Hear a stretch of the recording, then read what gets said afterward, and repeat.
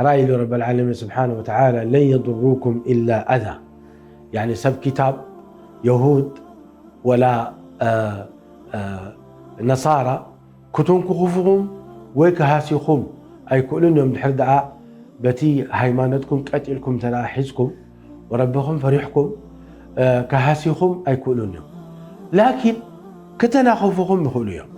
يعني يسمعك يهاسيك دسايب لكان إزمانتي لن يضروكم إلا أذى وإن يقاتلوكم دحر تواقعهم مساحتكم يولوكم الأدبار فرحتهم سنبتيهم ثم لا ينصرون حجز كرب العالمين يرخونهم. ضربت عليهم الذلة أينما ثقفوا